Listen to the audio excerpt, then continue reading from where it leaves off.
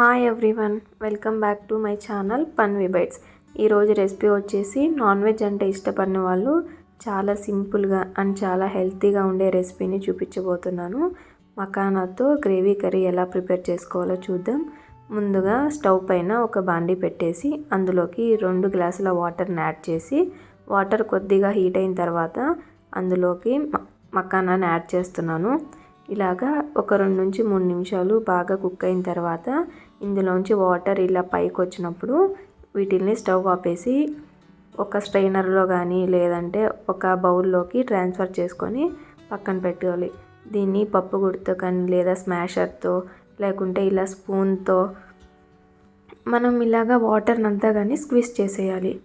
ఇప్పుడు దీన్ని ఒక బౌల్లోకి ట్రాన్స్ఫర్ చేసుకొని ఇందులోకి మనకి టేస్ట్కి సరిపడా సాల్టు, ఒక 2 టేబుల్ స్పూన్ దాకా కారం యాడ్ చేస్తున్నాను.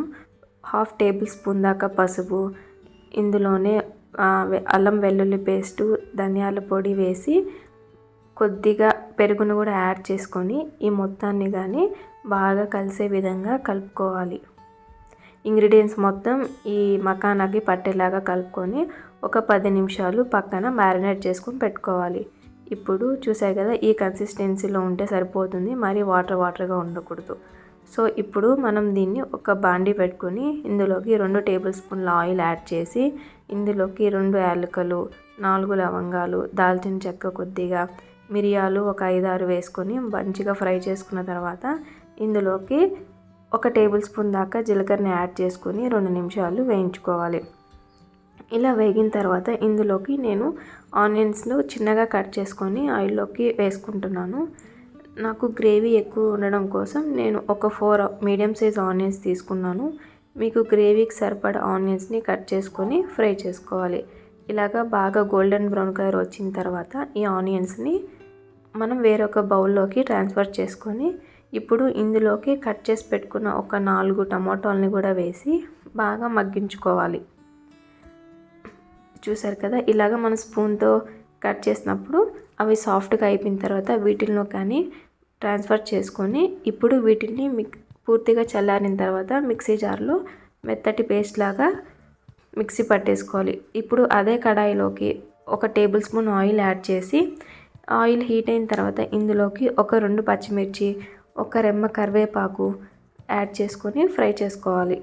ఇది ఫ్రై అయిన తర్వాత ఇందులోకి మనం పేస్ట్ చేసి పెట్టుకున్న ప్యూరీని కూడా యాడ్ చేసి ఈ ఆయిల్ అనేది పైకి తేలి ఇది బాగా కుక్ అయ్యేంత వరకు ఒక 3 నుంచి 4 నిమిషాలు బాగా కుక్ చేసుకోవాలి. ఇలా కలుపుతూ కుక్ చేసుకోవాలి. ఇప్పుడు మనం ముందుగా మ్యారినేట్ చేసి పెట్టుకున్న మకానాన్ని కూడా ఈ గ్రేవీలోకి యాడ్ చేసి మరొక 2 నిమిషాలు బాగా కలుపుకుంటూ ఫ్రై చేసుకోవాలి. ఇది కొద్దిగా ఫ్రై అయింది అనుకున్నప్పుడు ఇందులోకి మనకి గ్రేవీకి సరిపడా కొద్దిగా వాటర్ని కూడా యాడ్ చేసుకోవాలి. వాటర్ అనేది మీ ఇష్టం, ఎక్కువ కావాలంటే ఎక్కువ యాడ్ చేసుకోవచ్చు, లేదా మీ గ్రేవీకి సరిపడా కొంచెం గ్రేవీగా కావాలనుకుంటే కొంచెం తక్కువ వాటర్ని యాడ్ చేసుకోండి. సో ఇలా వాటర్ కూడా యాడ్ చేసిన తర్వాత మరొక 2 నిమిషాలు ఫ్రై చేసుకున్న తర్వాత దీంట్లోకి కొద్దిగా కస్తూరి మేతి, గరం మసాలా కూడా యాడ్ చేసి 1 నిమిషం పాటు ఫ్రై చేసుకోవాలి. ఇలా ఫ్రై అయిన తర్వాత లాస్ట్లోని కొద్దిగా కొత్తిమీరని యాడ్ చేసి ఒకసారి కలిపేసుకొని స్టవ్ ఆపేసుకుంటే మనకి ఎంతో టేస్టీగా ఉండే మకానా కర్రీ రెడీ అయిపోతుంది. ఇది వేడివేడి రైస్లోకి కానీ లేదా చపాతీలోకి కానీ ఇంకా బిర్యానీ సైడ్ డిష్లకైనా చాలా బాగుంటుంది. ఒకసారి ట్రై చేయండి. వీడియో నచ్చితే లైక్ చేయండి, షేర్ చేయండి. Thank you.